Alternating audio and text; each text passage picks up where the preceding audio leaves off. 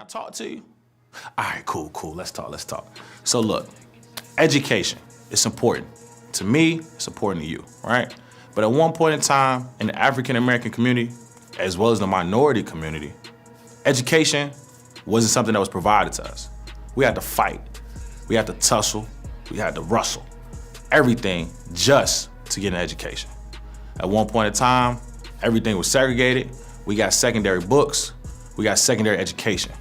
However, historically black colleges and universities were created in order to provide us, African Americans, the opportunity to receive an equal, if not better, education to our white counterparts. So I really want to help you all understand the relevance and the importance of HBCUs. So look, stay tuned and you're gonna find out more. It's like a lot of black love. Honestly, it's all love. Like, homecoming just is really a time where I'm proud that I went to an HBCU.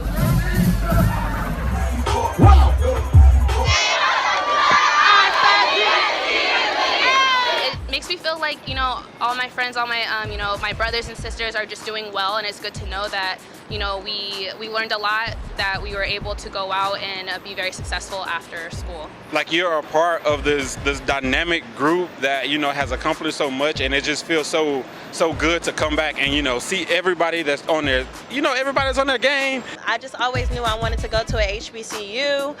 When I was there, they showed so much love, a type of love that you don't really get in the real world. So to go back and to be embraced is just awesome. It's family oriented. Given that HBCUs are usually smaller, they're more community, so you tend to know more people. HBCU homecoming experience is so different because of all the traditional aspects. To come together and just see how much we've grown and how much we've changed, but also keep answering this call that particularly Morehouse has on its students, and Spelman and anywhere else you go that's an HBCU, to keep making your mark on the world.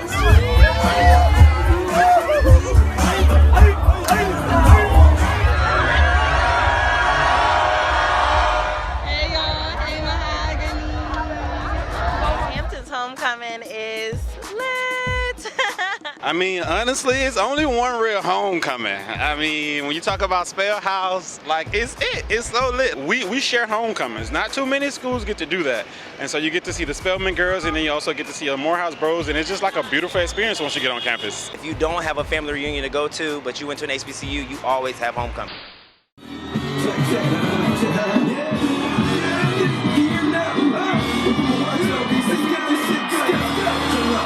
I'm in my cool whip, inside jello. How about that pretty motherfucker?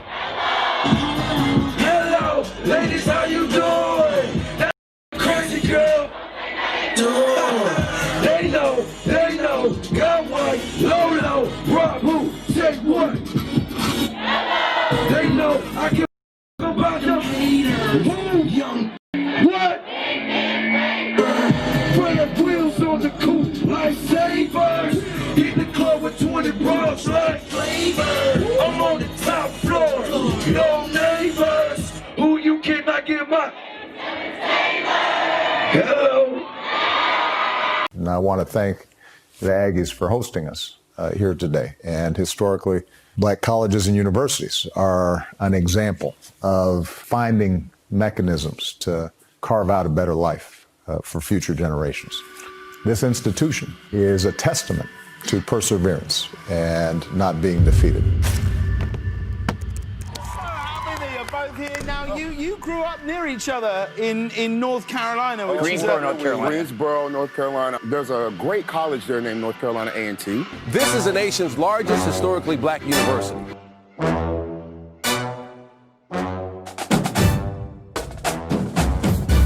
They call it the GHOE, the greatest homecoming on earth. Right. And it literally is the greatest homecoming on earth. And you get lit at this.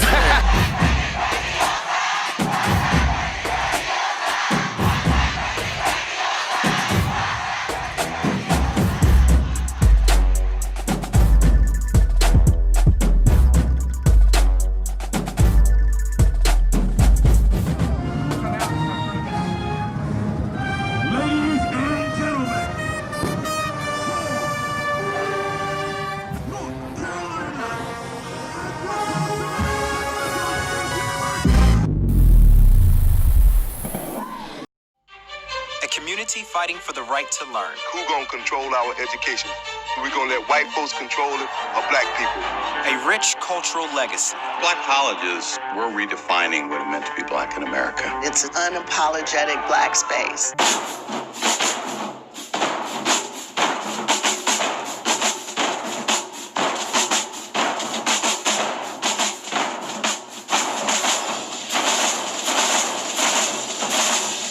Colleges are spaces where black people are affirmed.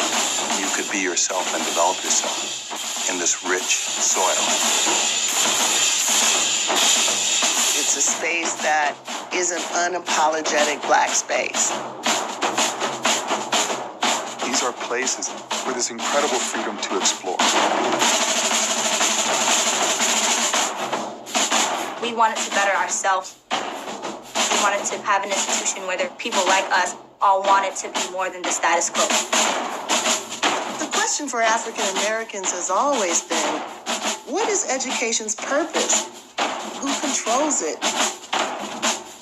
And what is the relationship of education to the broader aspirations of our people?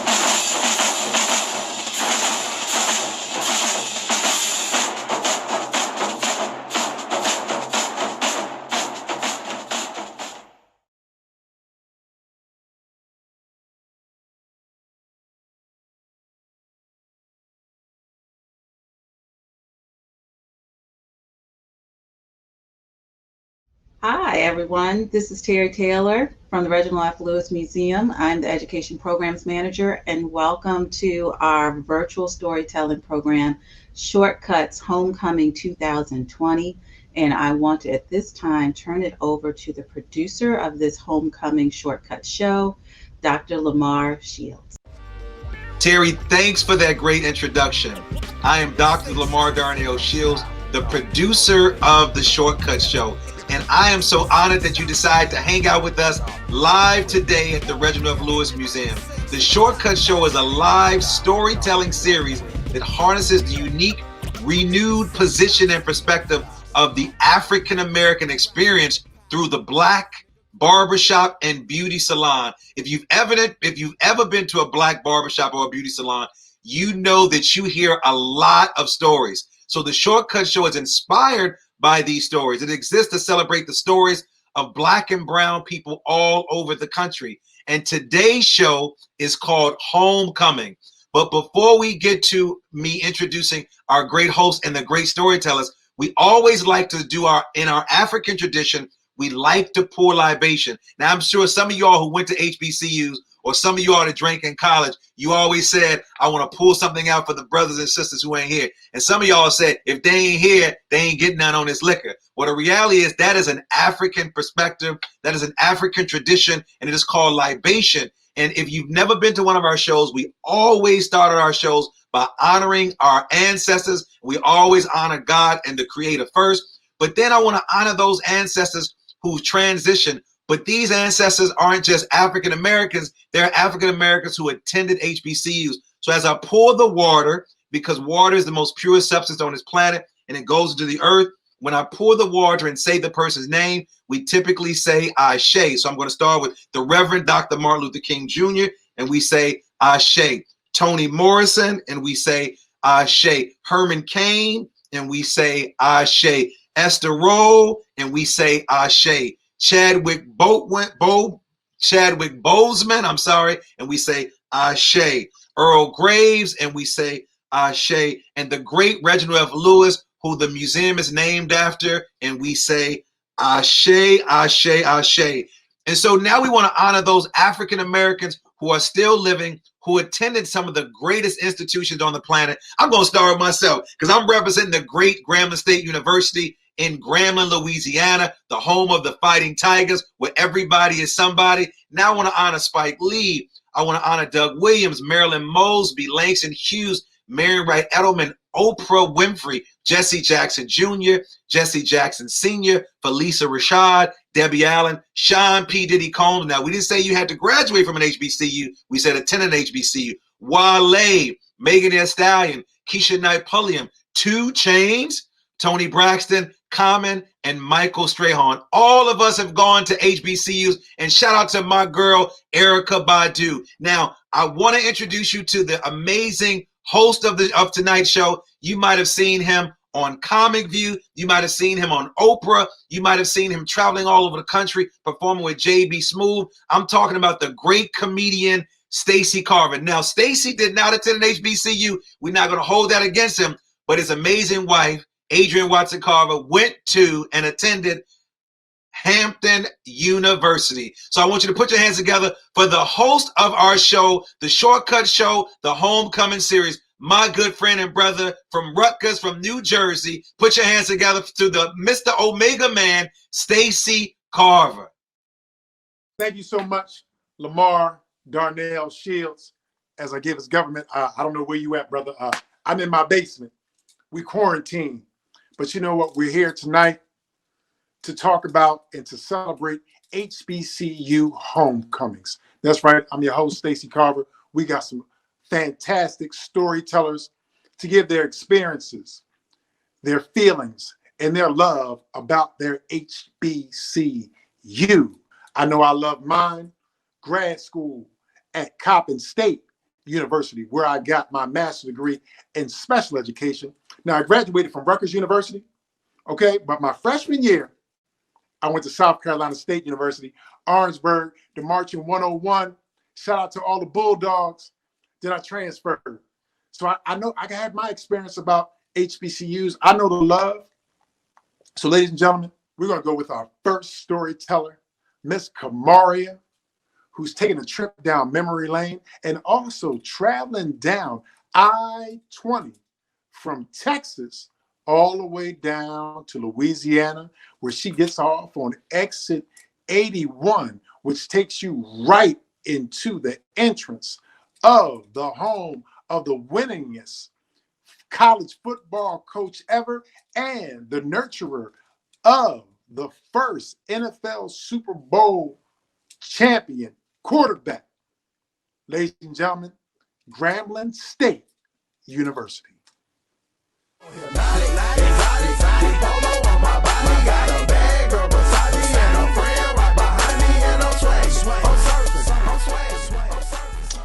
Mid-October of 2015, my girl Aranya stopped by the house to check in on me. See, I had just lost my firstborn nephew at the beginning of the month to cancer, and quite frankly, I was deep in the dumps. Now, Laranya and I were roommates at Grambling, so during her visit, the conversation shifted to homecoming, which was coming up in a couple of weeks. Laranya turned to me and said, Kamaria, just listen. I know you're not in a good place right now, and you said you weren't going to Grambling's homecoming. I know you said you weren't in a celebratory mood, but I really think homecoming will be good for you right now. She said, if you decide to go, I'll take care of lodging and your airfare, and she made me promise that I would give it some thought.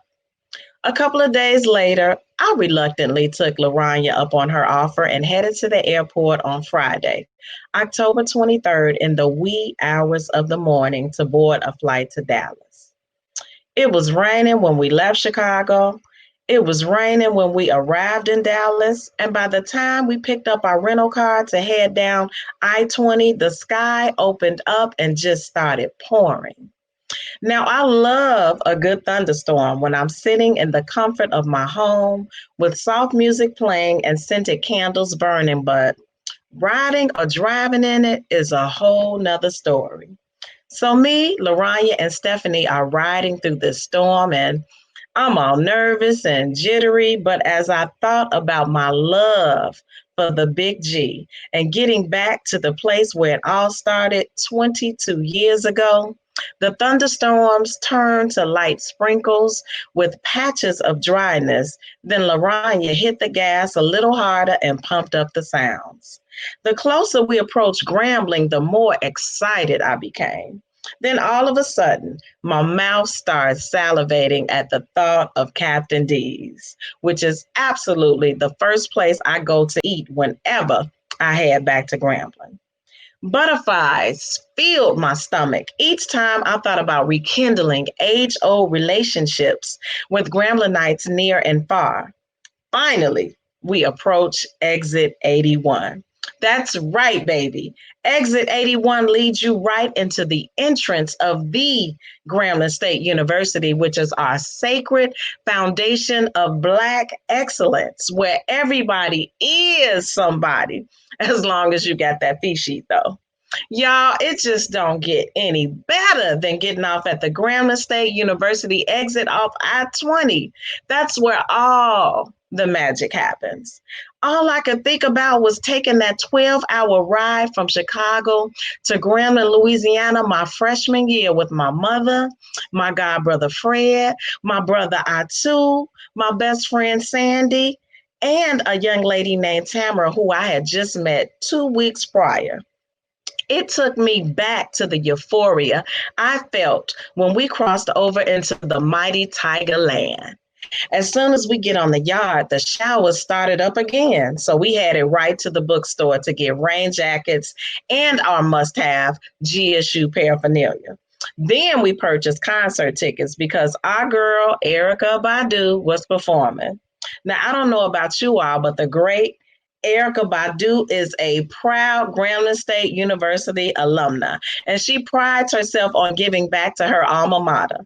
So, we had to make sure we got our tickets before they sold out. All of a sudden, my mouth starts watering again at the thought of Captain D's, where I order my usual 3-piece fish with hush puppies, broccoli, cheese sticks, and a large sweet tea with honey.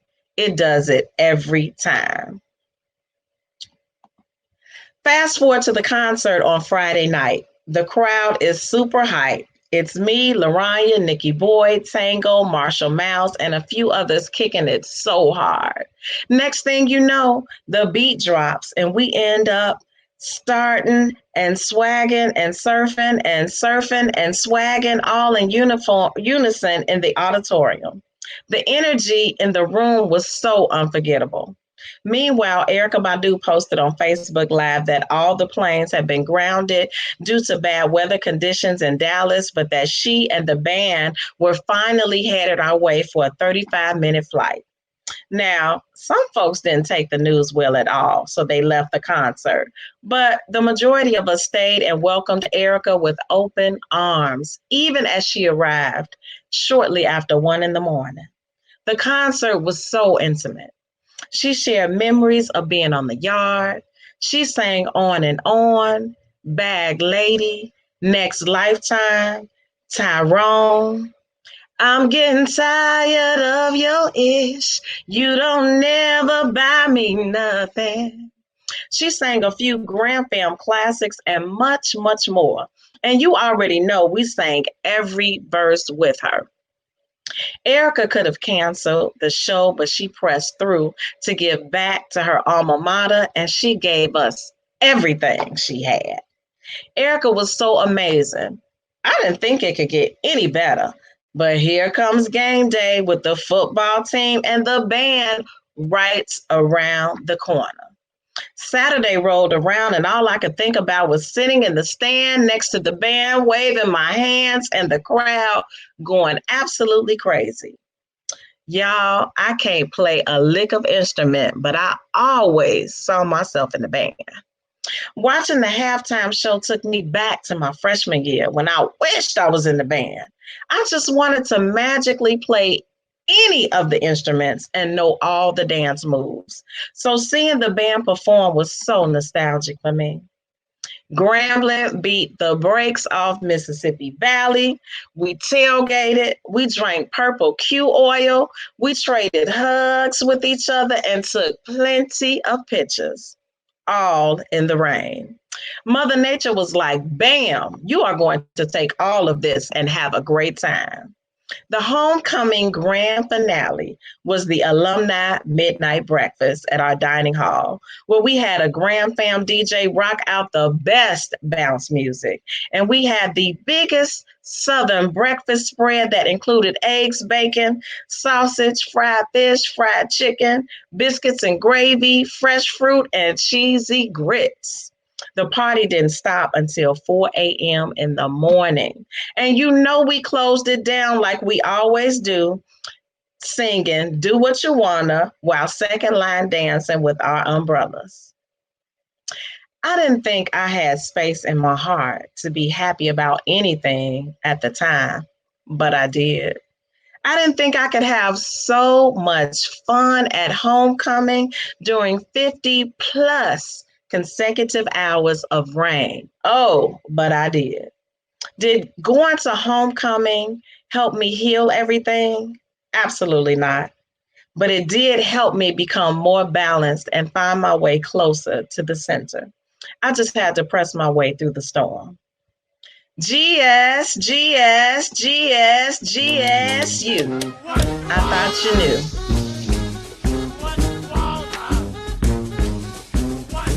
Mari, you know what? I love you, boo. I love you. You got 3 things that you do at your homecoming that I love. Now, one, you act like you wasn't gonna go. But after I heard what you did at yours, girl, Captain D's, Erykah Badu, and Q Oil? What? Yo, GSU all day. I'm coming to GSU's homecoming next year. As soon as the pandemic is over, that's where I'm coming. Let's go. Ladies and gentlemen, now we're going to leave Louisiana. We're going up north. Matter of fact, we're going northeast. Going to Pennsylvania with my girl, Kristen, as she represents Cheney University.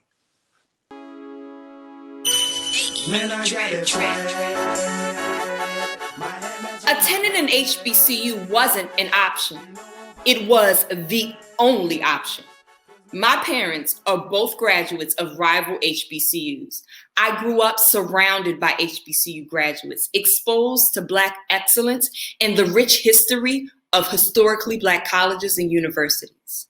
My oldest memory is of being in the arms of my dad on the yard as Qs threw up their hooks, AKAs touted their pinkies in the air, and Kappas sang in a majestic harmony. Like I said, attending an HBCU wasn't an option. The only option for me was which HBCU I'd attend. This is a story of first, a story of legacy, love, and laudable elevation. This is a story of coming home to find yourself, a story of returning home to discover your purpose. This right here is a story of triumph, trust, and truth, a story of returning home to discover who you are. This is a story of love between Cheney and her children. You know, the ones she birthed out of a historic ambition to give descendants of African enslaved bodies in America an education. See, this is a story of 2 rival universities competing for the honorable first place position atop a list of immovable, irreplaceable, innovative institutions, steadfast on righting the wrongs of a nation. Even more importantly, though, this is a story of 2 star-crossed lovers and how their legacy would birth justice. See, I was a single teenage mom with a high school education and a toddler to raise. I mean, I was working at a job where I was training a baby boomer who had the privilege of nepotism and her race to take over my job without any 21st century skills. My father, he called me one day, you know, in that uncanny perfect timing that parents have, saying, "It's time to come home." Not home in the essence of the place where I had grown up all my life, but home like the place I needed to be in order to grow up. Cheney is a small campus. Compared to some other HBCUs, it's tiny. But for this little girl from Baltimore, Maryland, Cheney was a wonderland. I mean, it sits on top of the richest township in Pennsylvania, surrounded by wealth and, well, let's face it, white faces. Cheney truly is a different world. So as you drive up onto its campus, the vibrant colors of nature surround this space. It truly transforms this small campus into a safe haven, an oasis, and a treasure for all who embrace its existence. Like I said, Cheney leaves you speechless. Its beautiful environment, there is nothing like it in this world. While homecoming for many begins at a Friday morning, a Saturday morning, for me, homecoming begins on a Wednesday. Picture it. It is 6:30 in the morning. The campus is a hush. A dew covers the campus and a fog hides all of the wildlife. We have Cheney deers that leap to and fro as the rest of campus is asleep. Meanwhile, I'm awake, and I mean wide awake. Like how little kids are on the first day of school. They're bubbling over with anticipation, excited, coals pressed, and ready to go. I mean like Christmas Day excitement. It could not be contained. Wednesday, that was my coronation. Before I could take my walk, though, as the 42nd Miss Cheney, I had the busiest day ahead of me. I was preparing for a meeting with the campus president and the board of trustees in preparation for a middle states review. See, my beloved Cheney, my alma mater, was facing the loss of its accreditation. And I had the distinct honor, but most of all responsibility, of serving as the student trustee. The meeting was brief, the plan was nearly done, but the thought of Cheney's doors closing loomed over me like a dark cloud. I mean, how was it that this institution that had raised my father, raised countless aunts and uncles, and was raising me and all of my best friends, how could this place be on the brink of closing its doors? Unfortunately, though, I had no space in my mind or my day to dwell on that thought.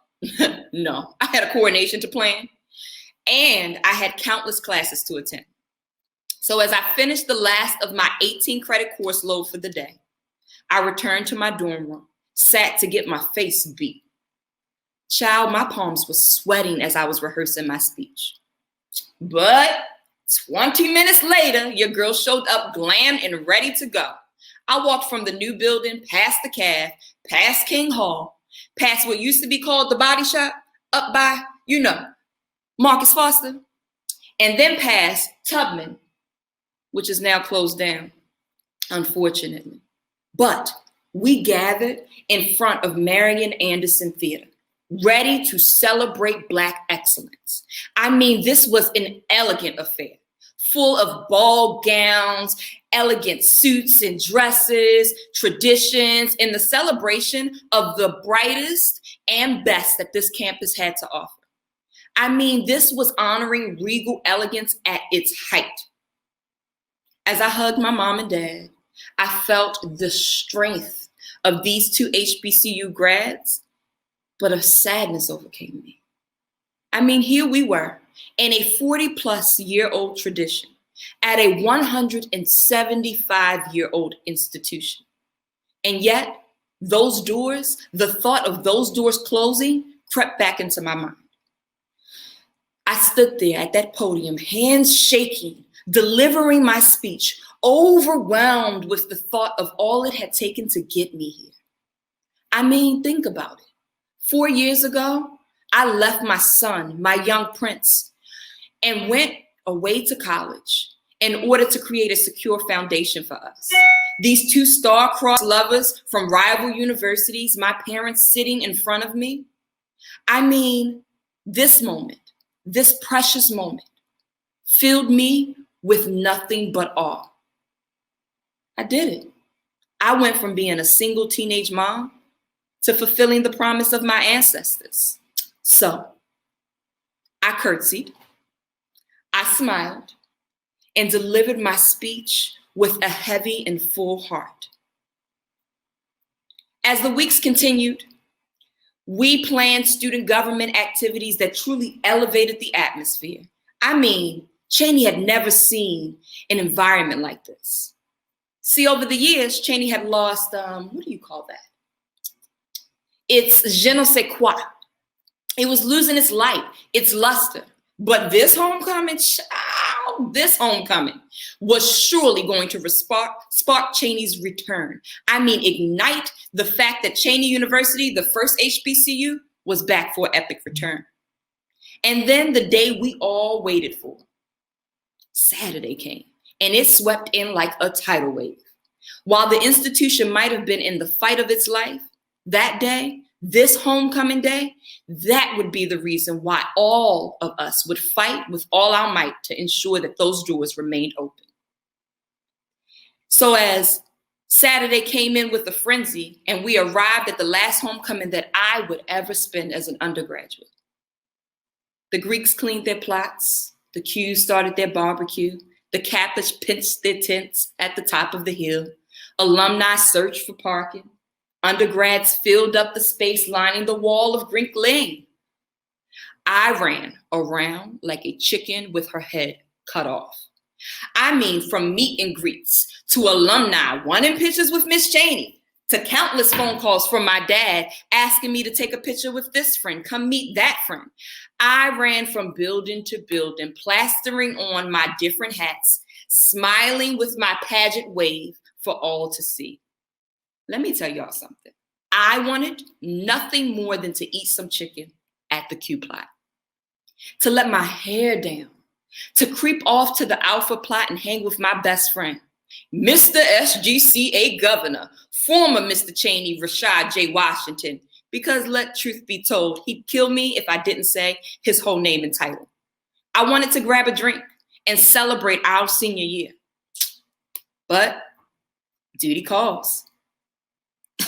I have never hugged so many people in my life. I mean, the sheer love that a campus gives to its campus king and queen is amazing. Overwhelming, but amazing. It's the kind of love that can't be explained, only experienced. And boy, did I experience it. I felt this immense feeling of knowing that I was in the right place at the right time for the right reason. I found in that moment my purpose. You know, it's amazing the energy that homecoming brings to all who attend. For older generations, it's a chance to revisit your youth, go back to the place that raised you. For others, it's a family reunion, a chance to see family members you've gone years without seeing. And for the undergrads, it is a chance to celebrate like no other, those precious years of freedom and safety before you enter the world. See, homecoming at an HBCU is a spiritual experience. I mean, it is an opportunity to be surrounded by Black beauty, Black love, Black strength, Black support, and yup, you guessed it, Black excellence. See, homecoming is just that, a time to come home, to celebrate all you've done out in the world on your own, and a gentle reminder that you're never truly alone. See, I told you, this is a story of firsts. The first time I realized that Cheyney, the first HBCU, made me the prayers of my ancestors. Shout out to Kristen, the 42nd Miss Cheyney University. Salute to you, sister. And salute to you and your father, who is your alumni. And I got to give a shout out to your Kappa father. Once again, I love these storytellers right here. Another storyteller who's hanging out with the Qs. I just got something for the Qs. I don't know what it is.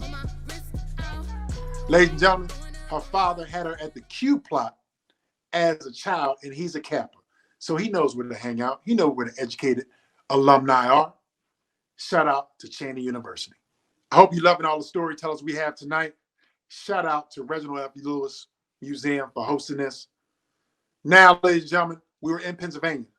Now we're going down to North Kakalaki, going down 95 North. Where are we going? Fayetteville State University. Now you heard from a college queen, Miss Cheyney University. Now in Fayetteville State, now you're going to hear from an alumni and party promoter perspective. Let's hear from storyteller TJ. 16 albums with me on the front, and they bomb. where you get your beats. I heard 93 rappers say like me. 2 singers and 10 comedians, and I'm still gonna yell it every time you see me in. What's my favorite word? Why they gotta say it like short? You know they can't play on my court, can't hang with the big dogs, stay on the porch. Blow the whistle. Blow the whistle. Blow the whistle. Blow the whistle. Woo. I like that. I like that. I like that. I like that. HBCU virtual homecoming. Woo, my goodness. Let me tell you about the hidden world of HBCU homecoming party promoter at Fayetteville State University.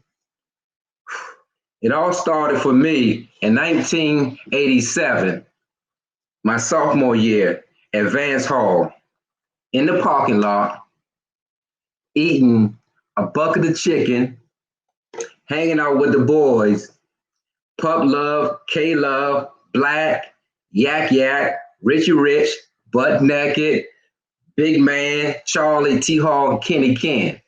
We all in the parking lot, and Pup Love got the old Peugeot joint, and he got a house speaker hooked up, blasting the music. And everybody's like, what's going on with all that music? They come over, they see the chicken, everybody start eating chicken, and just having a great time. From there, I started having my annual spring block party at Vance Hall. You talking about some folks, oh my goodness. We had all the dormitories, Hood Hall, Williams Hall, Smith Hall, Joyner Hall, New Reds, Bryant, and even the folks off of Murchison Road, partying with us. Everybody having a good time. Oh my goodness, oh my goodness, oh man. From there to fast forward, in 1995, I had my homecoming party. It was at the Ramada Inn off in 301. That joint only can hold 200 people, but we had it packed. I guess 400 or 500 people trying to get up in that joint.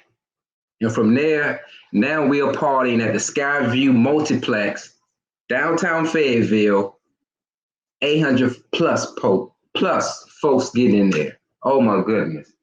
So listen, here's my top 5 homecoming HBCU party promoter must know. Number 1, thou shalt feature a top DJ. You must have a top DJ. Oh my goodness, the DJ is so important. I don't care if you are at the Ritz-Carlton, big old jazzy ballroom, or a little jig-jag joint. Having that DJ, hey, is very important. So, because before COVID hit, I was thinking like, oh my goodness, what am I gonna get for this year homecoming DJ? What am I gonna get? I'm gonna get Big Tigger, Kid Capri, DJ Dollar Bill, Chill. No. I'm gonna get DJ Skills. Yeah. Skills gonna rock that joint. And I know how Skills do. I know it's gonna be a beautiful thing. Oh my goodness. So number 2, thou shalt have a dress code. You have to have a dress code. Dress code is so important. I'm talking about all the parties out there is grown and sexy. I love to see the ladies dressed out, the Donna Karan stuff, the 3-inch heels, everybody looking so beautiful. The guys got the 3-piece suits on, double-breast suits on. They got the gaiters on. They got the Stacey Adams. Oh, everybody's looking so wonderful. And that's what really I get a joy out of. You got so many college-educated people coming to an event, dress nice. And don't forget if someone is playing like the line dance, oh my goodness. The sea of people dancing is something to see, especially during homecoming.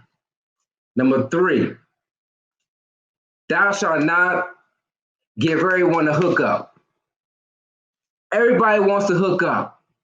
Oh, TJ, let me get this ticket. Hey, TJ, I need to get in the dance free. Hey, TJ, let me get the dance free. Let me get the drinks free. Everybody wants to hook up. But you can't hook everybody up. Oh, TJ, I need to get up there to VIP. I need a VIP pass. I got that little shorty I'm trying to hook up with. She up there. I go to the security guy. He stops me. He's like, no, you can't get up here. You need a pass, man. No. But I know TJ. They're teaching us. We play football and everything. We go, wait, man, can I go up there? Guy come back. I'm like, look, man, I can't let you get up there. Okay. Number 4, thou shalt have an awesome food and drink selection. That's a plus. You got to have the food. You got to have more than chicken and crackers, because I know how we like to party.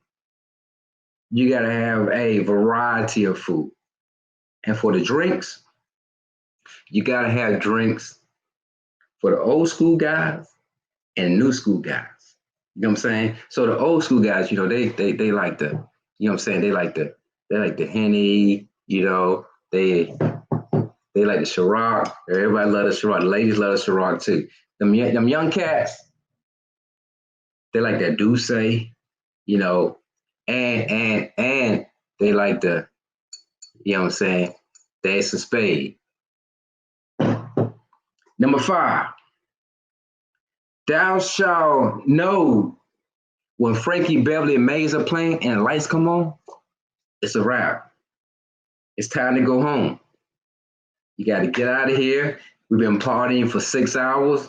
Hey, do your long goodbyes, do your last daps up, your last hugs. It's time to go.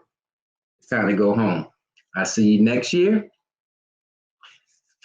But look, then you always get those folks that, hey, TJ, I lost my key. Hey, TJ, that little shorty I was chasing up there in the red dress, I gave him my hotel key. I can't find him, But, hey, you got to go unless you're going to help clean up. But anyway, homecoming is so special to me. And I've came so far from a bucket of chicken to throwing block parties at home at Fayetteville State Vance Hall to bringing a lot of folks together. I'm talking about multitudes of people together from different generations, 70s, 80s, 90s to 2000, to party for one night. And that's a beautiful thing.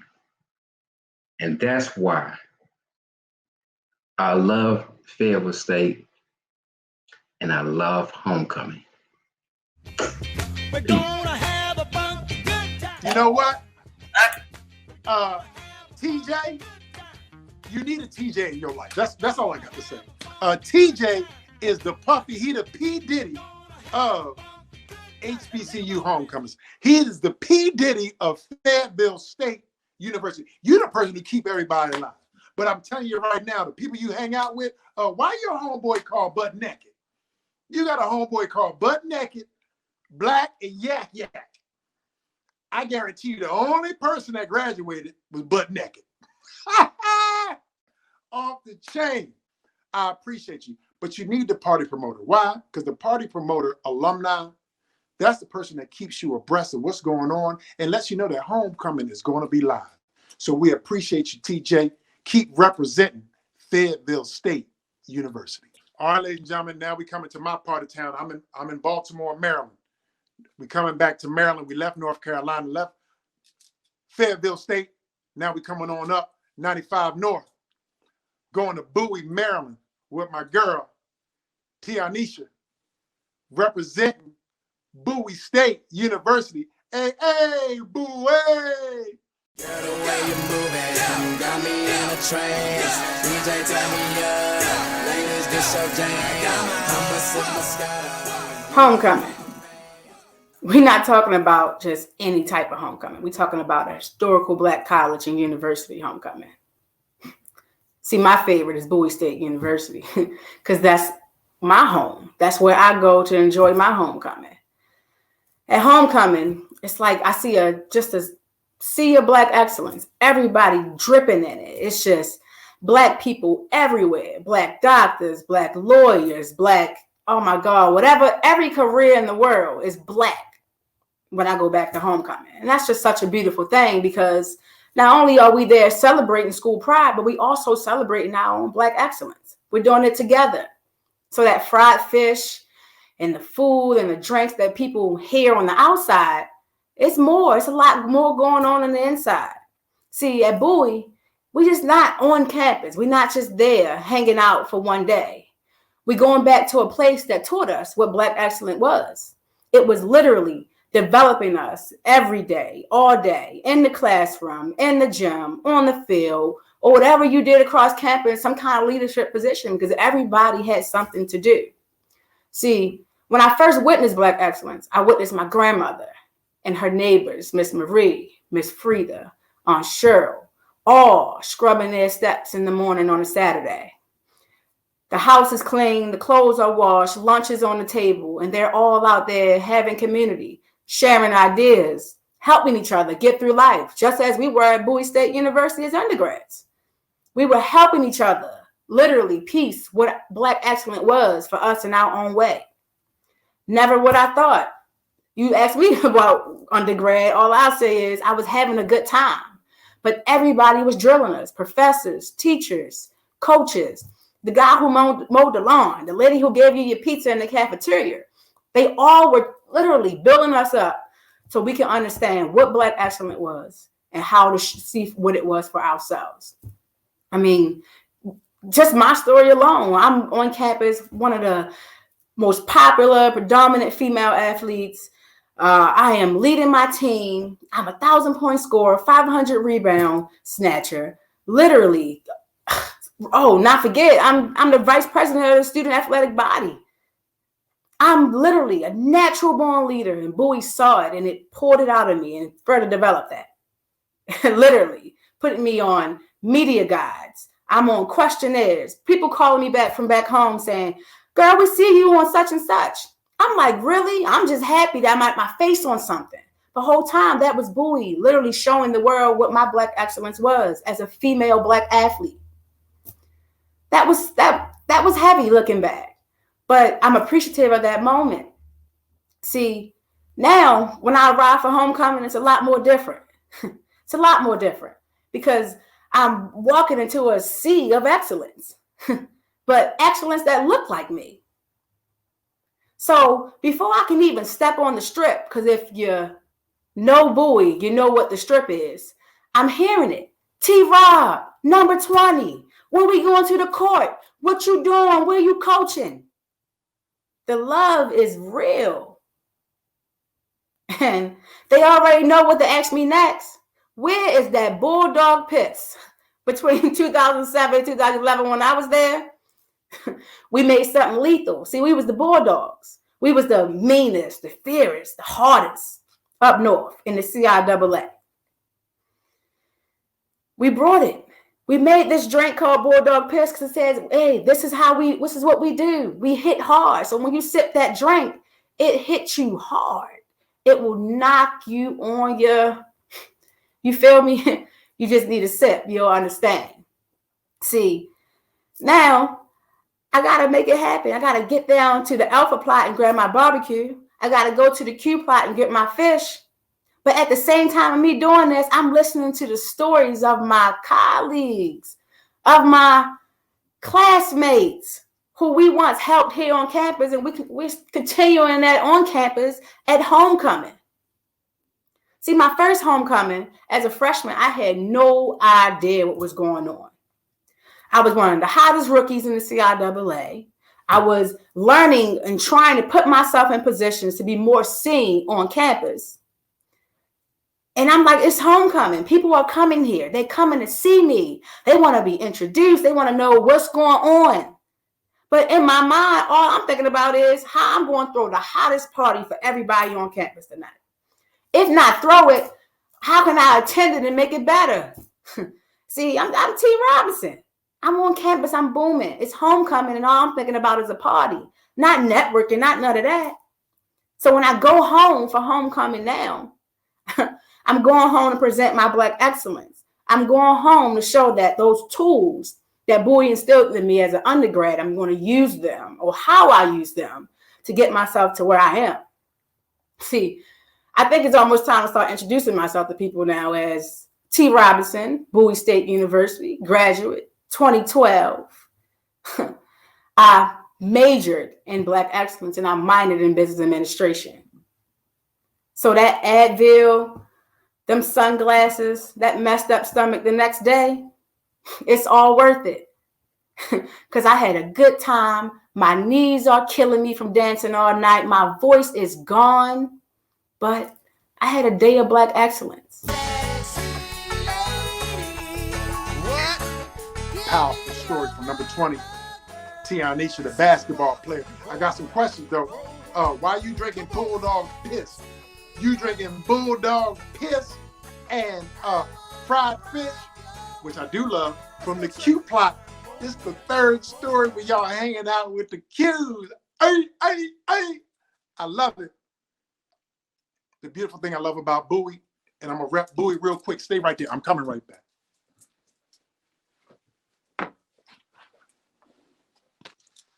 I'm repping Bowie. You know why? My son goes to Bowie. I got a sophomore at Bowie State right now, so I can wear the hat because I pay tuition at Bowie. But I love what you said. From going to Bowie, she was able to polish her steps into Black excellence, polish her steps into professionalism, into respecting herself and her community. Shout out to HBCUs and specifically Bowie State University for cultivating that in their students. Ladies, we got something special for y'all tonight, you know what I'm saying? I think y'all gonna enjoy this one right here.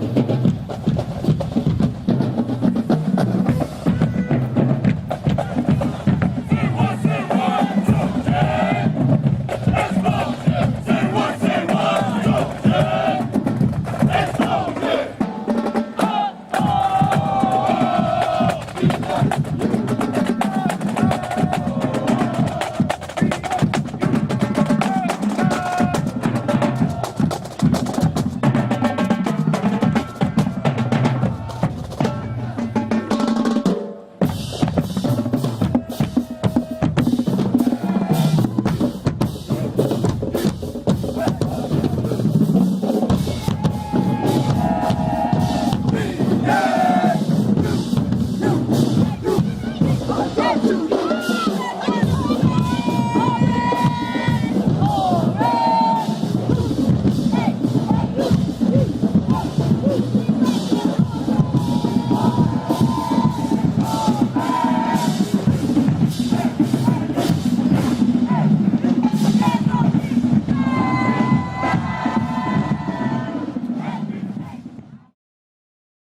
right, ladies and gentlemen, now we headed back down south to Florida. We're going to find out about the magic that happens on the 7 hills at FAMU University with my girl, Marie.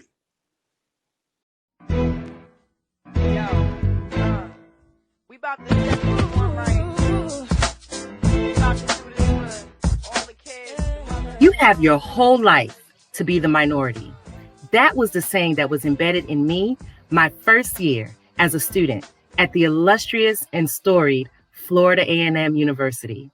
I remember my professor saying it with such passion and conviction, as if to remind us that going to an HBCU should not be considered a last option or a plan B. Instead, it should be looked at as the only option. This type of familial love and Black pride is never more evident than during a FAMU homecoming. Now, I know, hold your horses, don't jump down my throat. I know all HBCUs believe that their homecomings are the best in the land. But the magic that happens on the top of 7 Hills is truly mind-blowing. The entire city of Tallahassee shuts down in order to embrace the wave of sheer Black excellence that embarks upon its streets for one sacred weekend in October. From the hotel marquees to the store signs to the billboards, you know when you have arrived at a FAMU homecoming.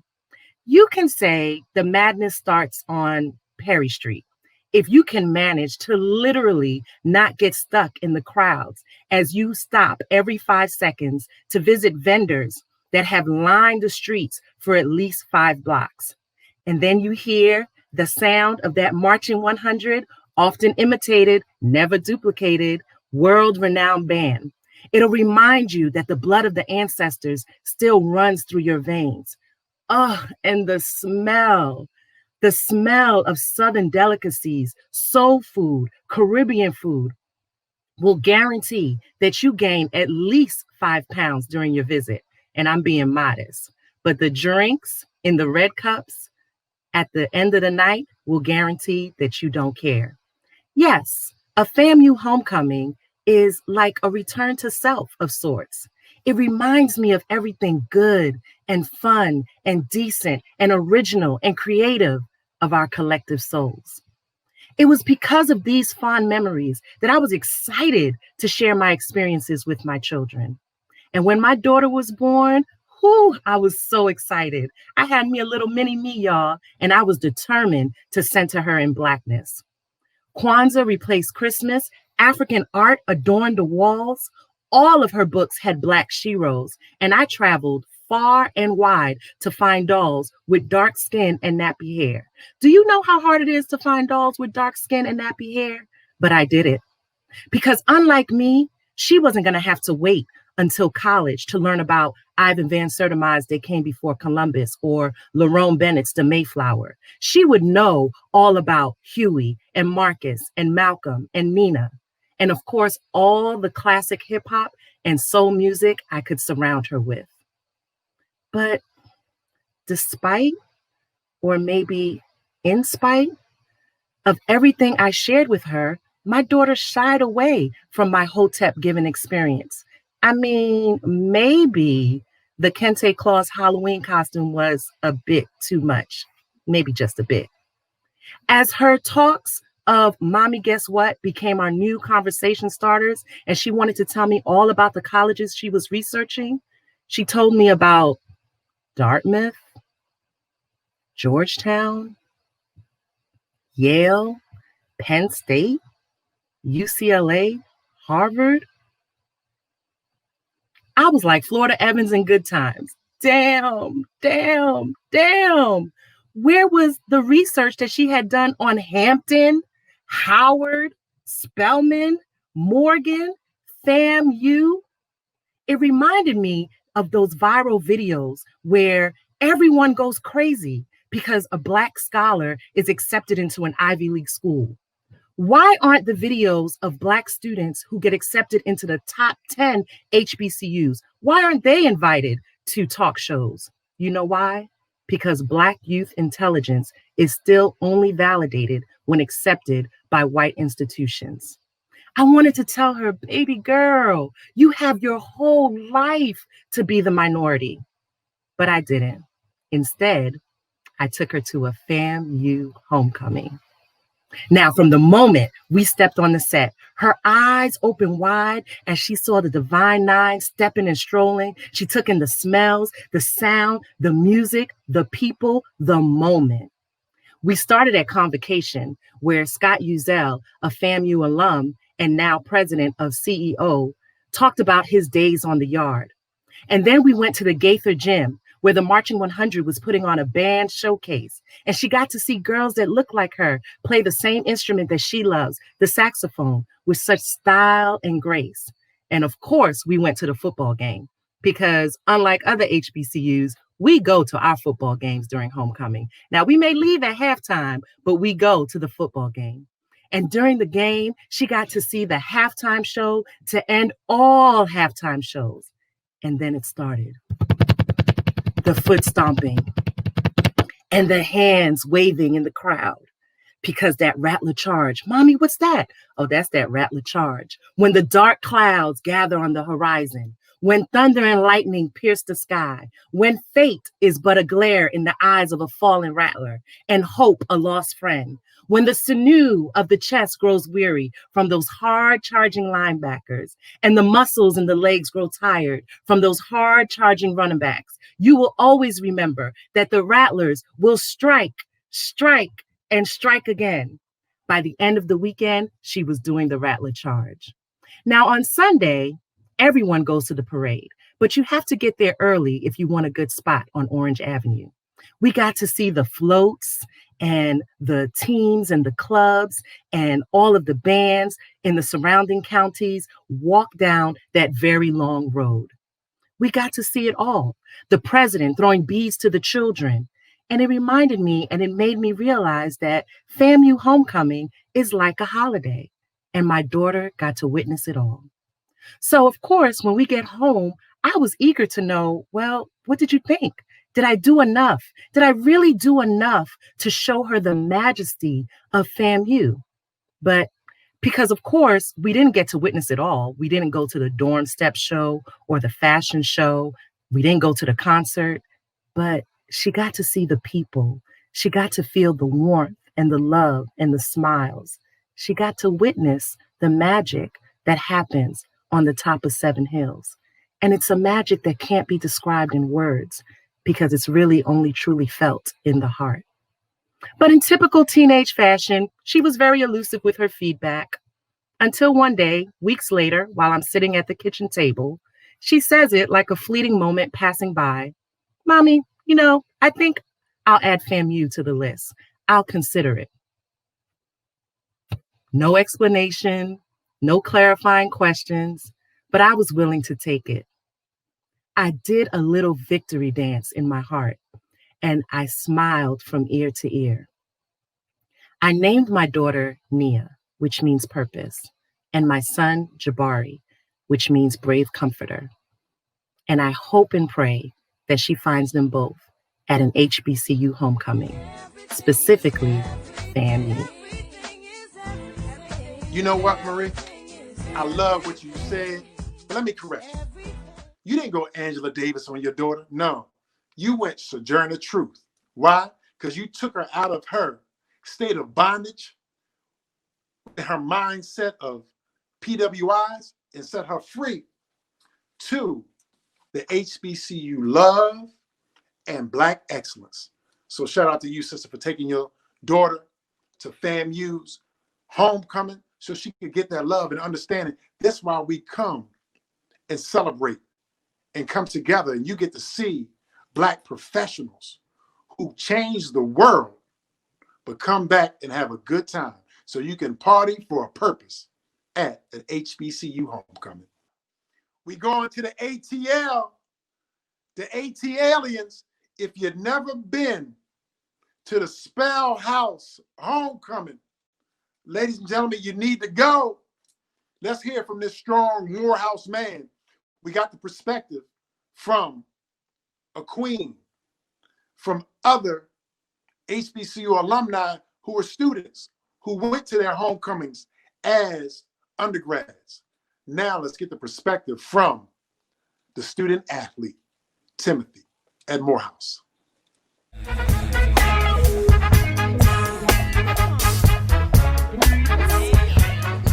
Happy homecoming.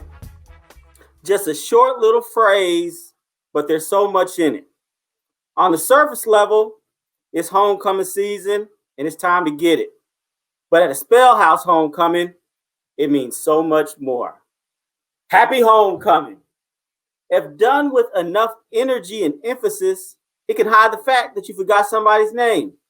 Trust me, I do it all the time. Happy homecoming.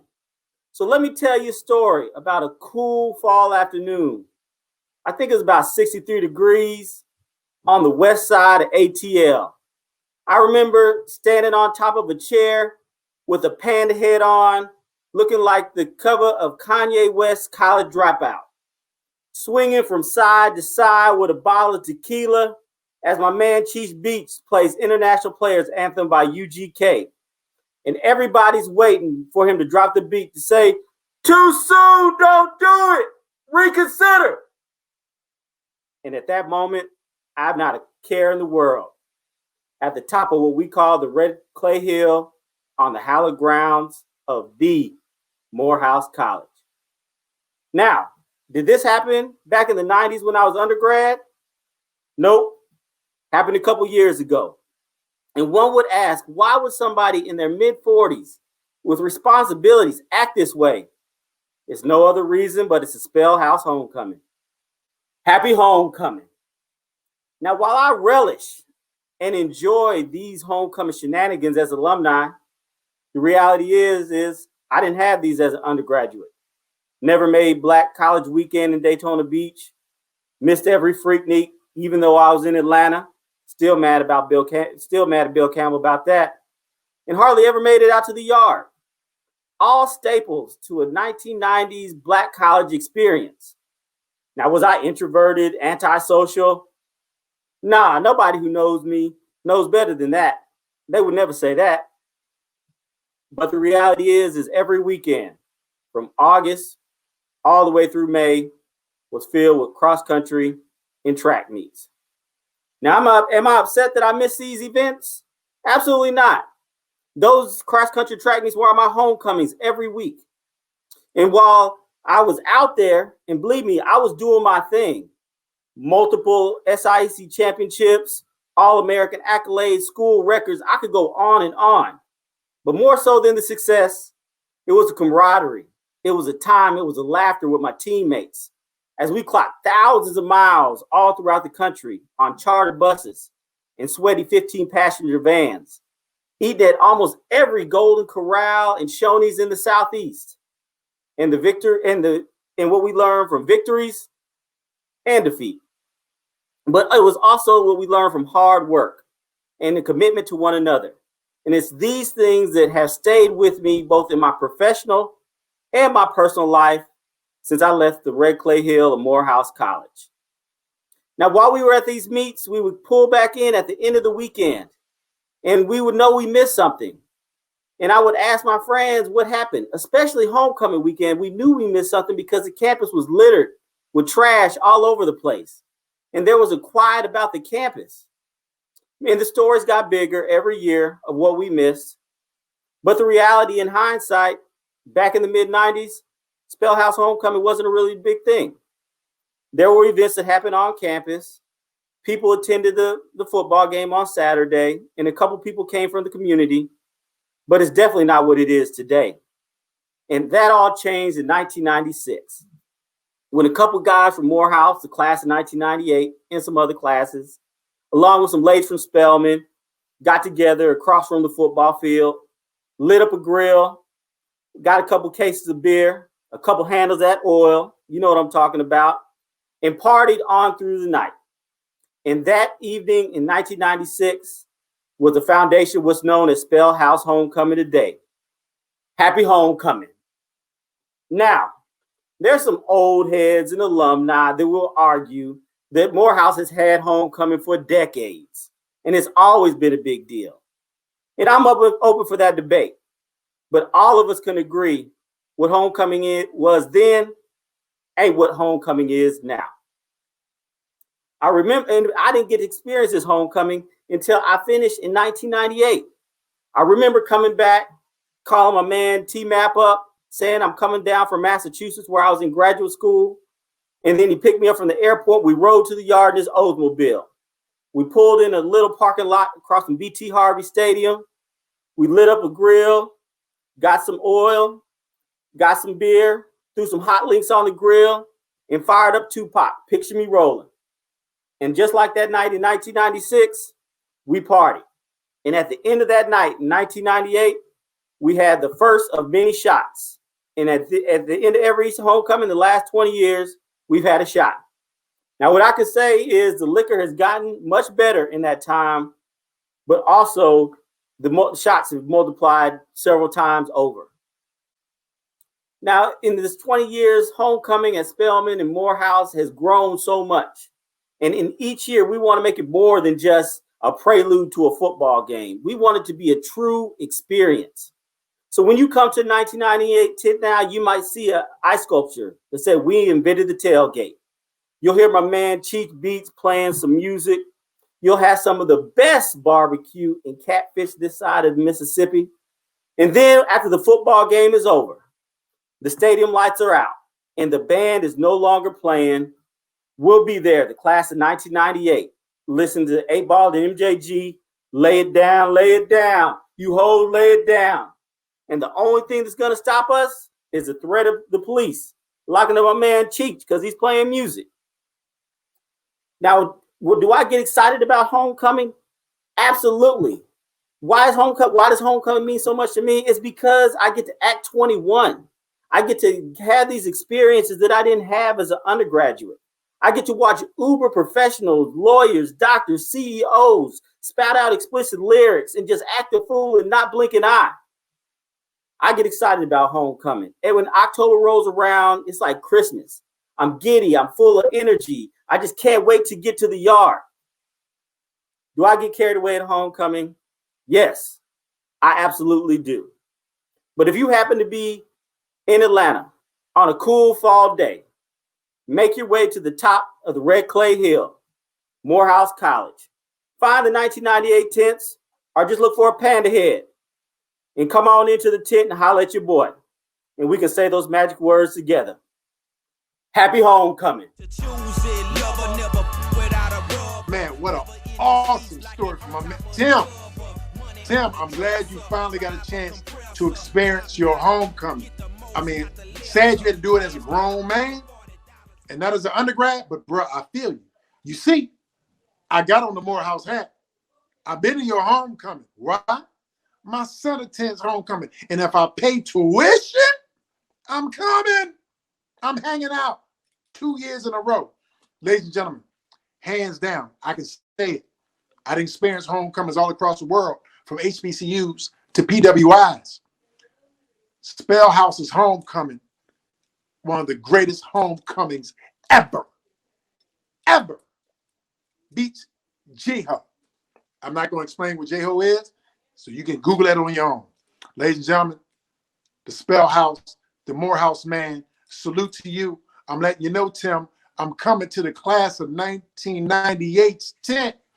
I'm eating your food and drinking your drink. Look out for comedian Stacey Carver after the pandemic is over. You understand me? I ain't coming if you ain't got no mask on. I don't trust nobody. Ladies and gentlemen, we're leaving the ATL. We're heading back up 95 North, going back to PA. Now we're at the other HBCU in PA. The first HBCU, Lincoln University, with my girl, Darlene.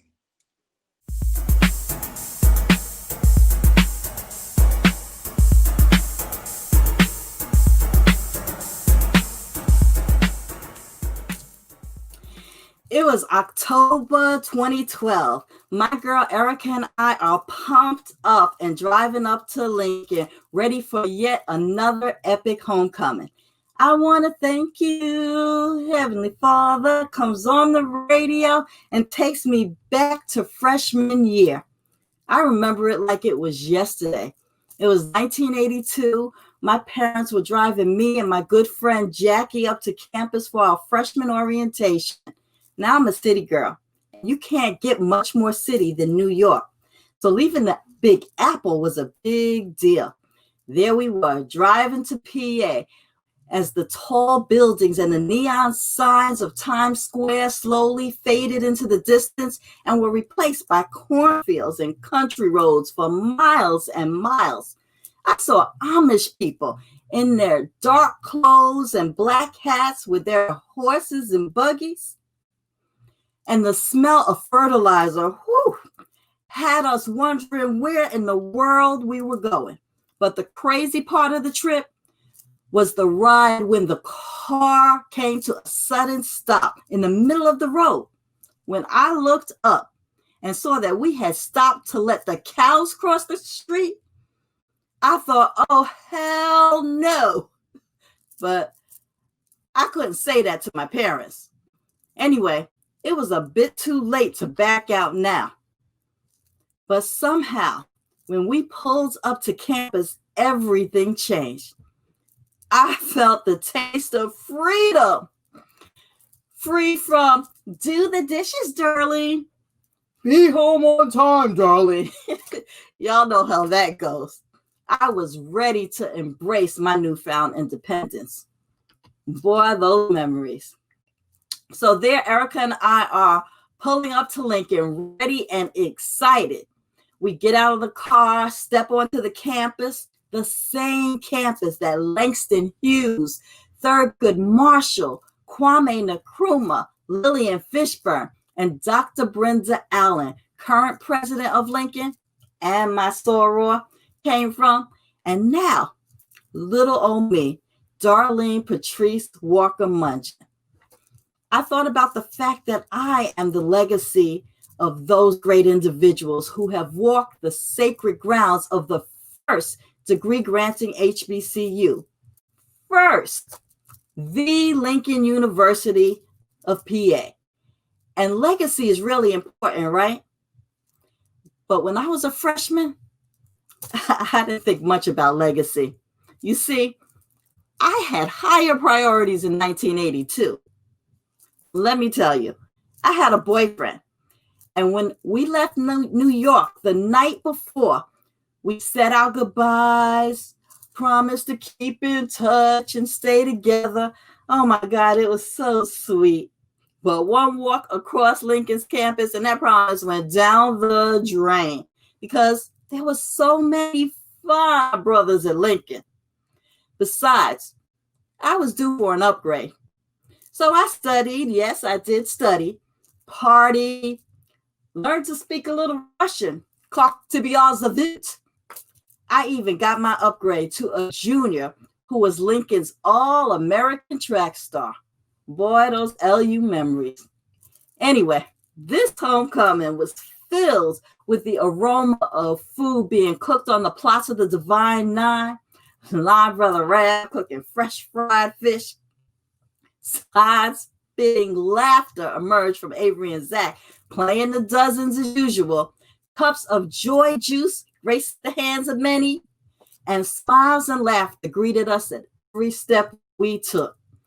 There were hugs from old crushes and friends and new possibilities for some who were looking to find their own upgrades.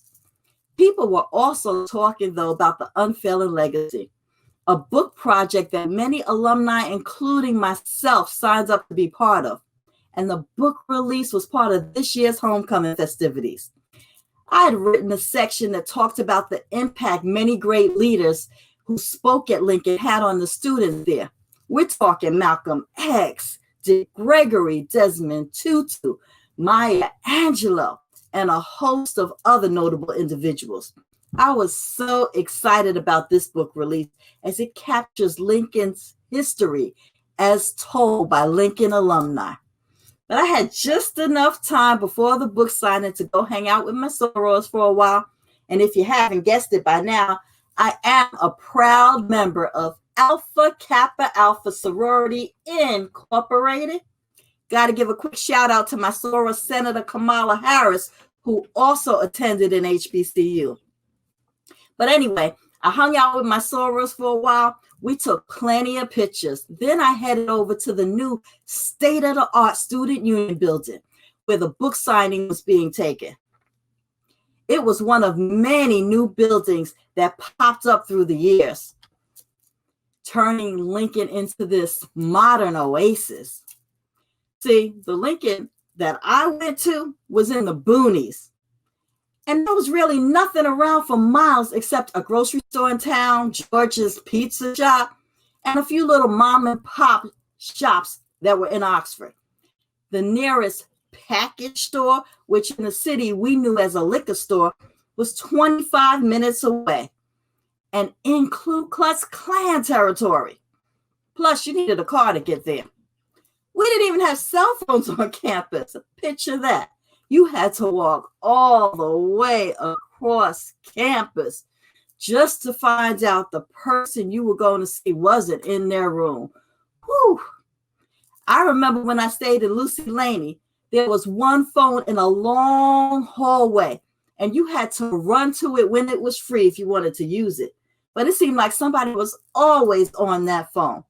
Hell, we didn't even have computers or social media. In fact, up until 2008, Lincoln didn't even have a football team. We lived on an isolated campus without many of the luxuries that other schools had, but we had each other. You would have thought we were living on Gilligan's Island. But during homecoming, let me tell you, Lincoln came alive. That little town in Oxford probably made more money that one weekend than they did the entire year. But there was something special and magical about homecoming in 2012. See, we still had a great time, but the book release took us to another level of consciousness. The room was festive and the energy was high. Elisa, Ja, Francis, and Tony had worked hard to coordinate that effort. I sat at my table and my girl Diane was next in line. She handed me her copy of the book and raved about how amazing it was. As I turned to my section to sign her copy, I saw the poem that I'd written about Sonia Sanchez. She was such an inspiration to me. She taught us about how critical it was for us to create our own images of who we are as a people. We must write our own history, she'd say. It woke me up. I upgraded my thinking and my priorities. My pride in Black culture kicked into high gear. See, that's what an HBCU does for you. So as I signed Diane's book, I was filled with pride. I was now one of many alumni helping to make sure our legacy was preserved. Lines of people formed, each beaming with pride. See, this was their legacy too. The richness of our alma mater was captured in a book that took you through Lincoln's history and its impact on American history. HBCU homecomings are like nothing you have ever experienced. It's about legacy. My husband and my son are Lincoln alumni. My oldest daughter's a Cheney graduate and a soror. And my youngest daughter has a mural painted on Lincoln's newest dorm. And both her and my stepdaughter attended Lincoln. I am proud not only to be a graduate from one of the first degree granting HBCUs, but also to have a family full of HBCU graduates who will continue the legacy of greatness. Homecoming 2012 was a legacy in itself. Not only did we go back to celebrate our usual homecoming traditions, we followed in the footsteps of the many great leaders that came before us. As HBCU alumni, our charge is to upgrade our thinking and realign our priorities so that we can contribute something great to society. The world needs us. And we have to support our HBCUs financially so that they can continue to produce tomorrow's leaders. After all, we are their legacy, an unfailing legacy.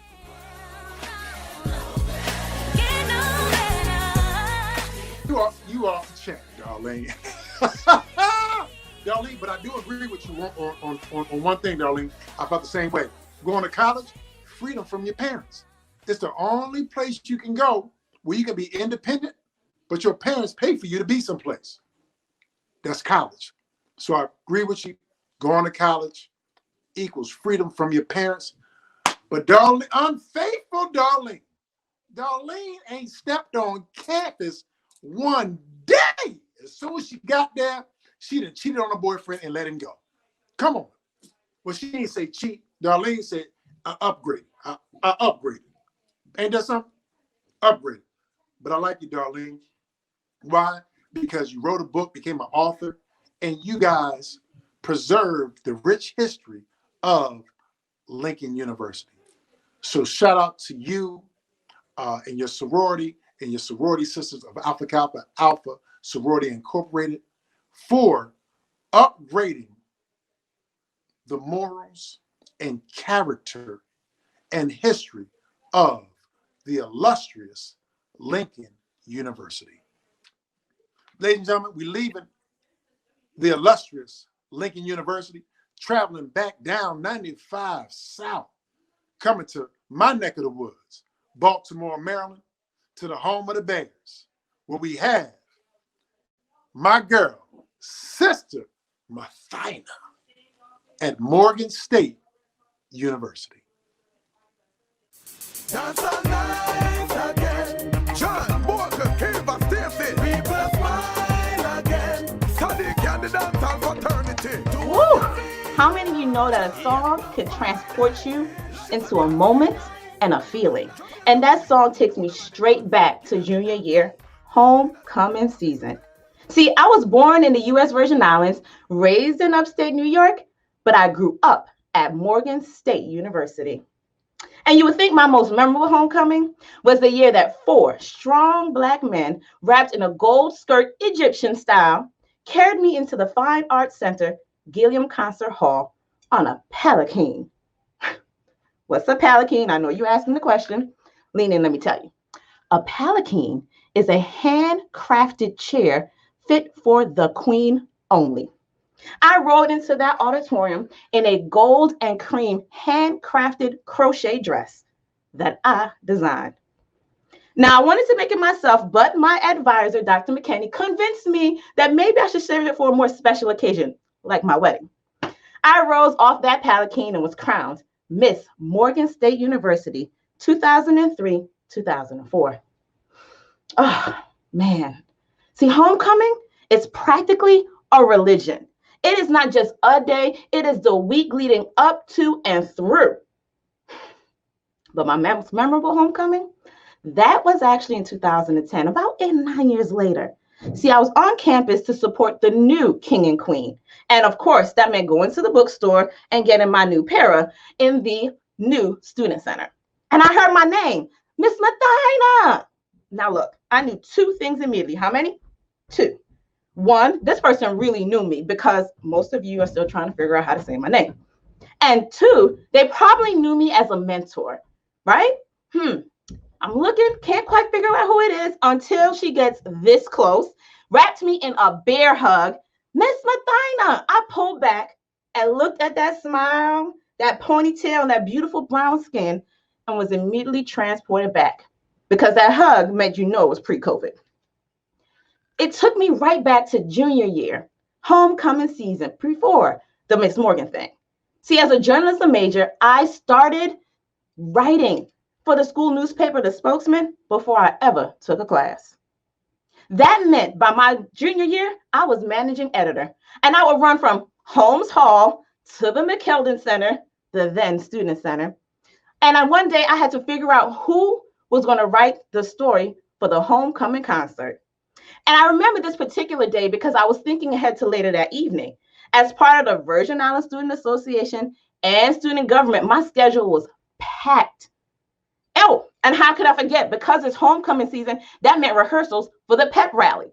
That meant that we had to have our chants and phrases tight. We had to be ready. La la la la squad. All right, because we knew we were gonna beat those Howard. Oh God, what are they? Oh yeah, the Bisons. Oh man, coronation is about, and that process. Oh man, it was so powerful. The coronation, the parade, the food. Nothing comes close to a Morgan homecoming. Maybe I Love Morgan Day in the spring. And the unofficial I Love Morgan Day, Love is Love. Oh, and that day I also had to get a new bear card because that meant I got in free for the game. And between me, you, and whoever's tapping this line, I used my bear card for years after graduation. They'll have to be getting in free. Now, what really was memorable was the lessons I also learned in that season.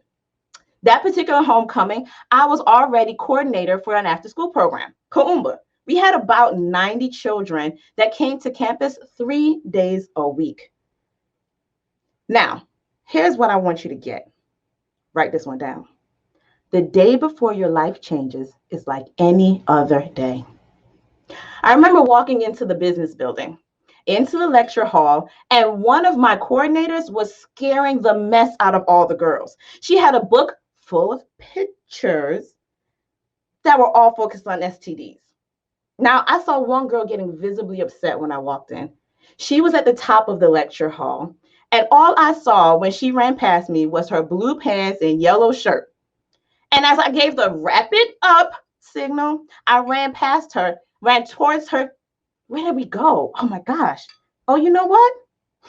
She ran into the bathroom. How could I forget that moment? She ran straight into the bathroom. I remember pounding on the stall. What's wrong? Let me in. Are you okay? When she opened the stall that day, I remember brown eyes filled with tears. And she was taller than me, and I'm only 5'3" and a third. But somehow she leaned her face into my chest. My shirt was wet with her tears, and I still remember the feeling of her jean jacket on my right hand. And when she looked up at me, I knew. I knew that her innocence had been stolen by someone she trusted. And what she said confirmed it. I found a bump on my vagina. I think I have herpes. I hugged her. I asked, "Are you okay? Did you tell anyone?" I mean, at 19, I didn't know what else to say. Have you ever wanted to just say and do the right thing? Now, I must have said the right thing, but I promise you, what I really was thinking about just moments before was homecoming. And I had figured it out. I was the managing editor. And since Baby Sham and Genuine were performing, I would just write the article about homecoming that year. I knew when I left out of that room that everything would be different. But I attended the parade.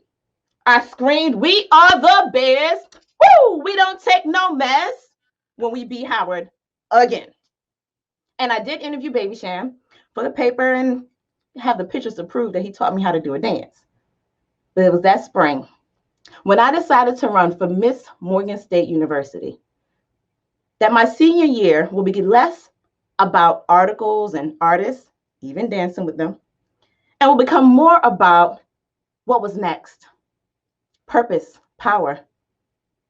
It became about empowerment. My platform focused on women's empowerment and financial empowerment. So when I stepped off that homecoming, out of the palanquin, rose up as Miss Morgan, I had a clear platform. As a matter of fact, I hosted Raymond Haysbert, original Tuskegee Airman, founder of the Park Sausage Company, as a keynote speaker for our Financial Empowerment Entrepreneurship Seminar, where all the entrepreneurs were Morgan students, and hosted a conference called Heal a Woman to Heal a Nation. It brought the campus and community together, where over 100 women had a chance to be inspired about what was next in their life. That entire experience and the year before set the foundation for my life. And for the last 15 years, I've been honored to do just that, working, healing, and striving to support women in their growth. As co-founder of Heal a Woman to Heal a Nation and a 3-time published author and a sexual violence prevention educator and advocate. And then in 2010, I found out what happened to the girl in the jean jacket. She pursued her passion, and as a talented artist, she chose my alma mater to be the place where she grows up. As a Morgan Bear about to attend her junior year homecoming. Her smile that day was genuine, and we parted on a huge bear hug, obviously pre-COVID, and we made a promise that we would connect that weekend at the homecoming game.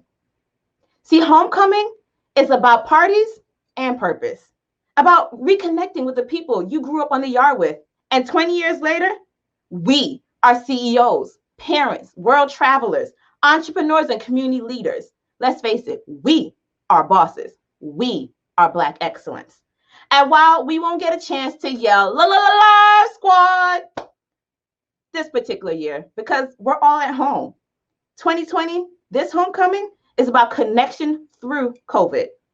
I pray next year we get a chance to go home, to reconnect to the music, to the people, and the purpose we found all those years ago. See you next year. Queen, okay, Queen. 2003, 2004, Miss Morgan State University. And you know why I like you too? Black excellence. Giving us SAT words in your story. She was brought in on a palanquin, a big ass chair. That's what it was. She got carried in by Negroes on a big chair. Why? Because you're the queen. But I appreciate you. I love you. Ladies and gentlemen, a great story from the mentor. I can see why you were a journalism major. Miss Mathina from Morgan State University. Ladies and gentlemen, thank you so much for joining us tonight. Once again, I'm your host, Stacey Carver, as we experience the love that was professed from all the alumni from these great HBCUs, Grambling State University, Lincoln University, Cheney University, Bowie State University, hey, Bowie. Then we also had Fayetteville State University, Cheney University, and the greatest, in my opinion, homecoming of all, Spellhouse, Morehouse. Ladies and gentlemen, thank you so much for joining us tonight. I'd like to close out by bringing my good friend, my brother, my family, LaMarr Shields.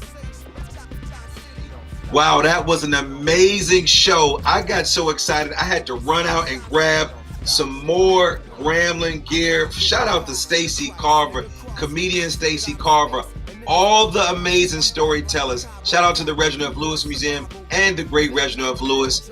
We thank you for your vision and your mission, but I could not have done this without my amazing team.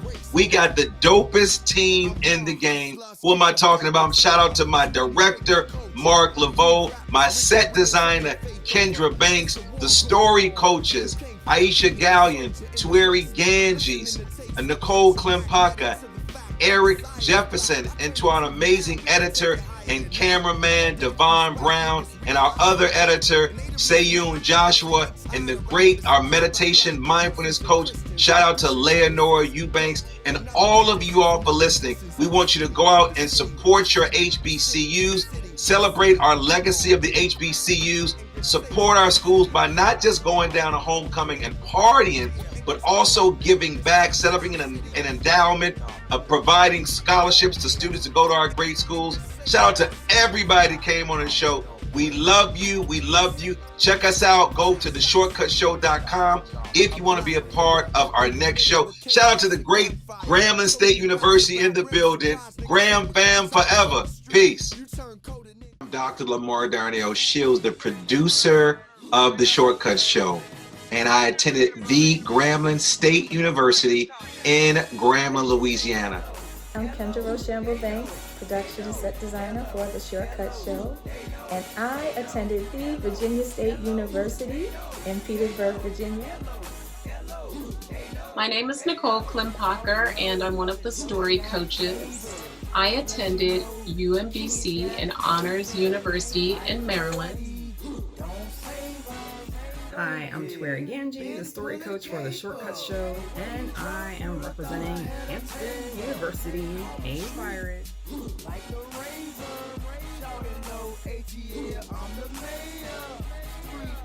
One of my favorite stories from homecoming, I have so many, so I can't even choose one. But it's just the excitement when you get on the yard and you see all your people, the people that you've known for all of these years, and I'm not going to say how many years, but just the connection that still exists even though you don't see each other every day. I do not have an HBCU homecoming story. However, at UMBC, one of the big deals for homecoming is the bonfire and a movie in front of Lecture Hall 1. That was a great experience, and no, it doesn't compare, but it was still a good one. Next up was the bonfire, and so I remember the word was that like Kwame and other celebrities were all around campus. So Kwame was like, rock the polka dots and only you, so Kwame was on campus. I'm like out on the field. I see like a friend of mine. So I'm tall. He's taller than I am. And I'm like, hey, did you see the polka dotted one? Meanwhile, Kwame with his short self was on the other side of him. So I just somehow missed him, right? And like Kwame leans over, he's looking at me. He's like, really? We never had anything called homecoming as part of our university, right? So being the director for this project, it was not really challenging, but I was wondering where my reference point was. And then somebody said, what about Carnival? And immediately it clicked for me. Yes, Carnival is my homecoming for my country and even for my alma mater, the University of the West. My fondest memory of homecoming had to be 1993, 1994, 1995, when I was just in high school, and I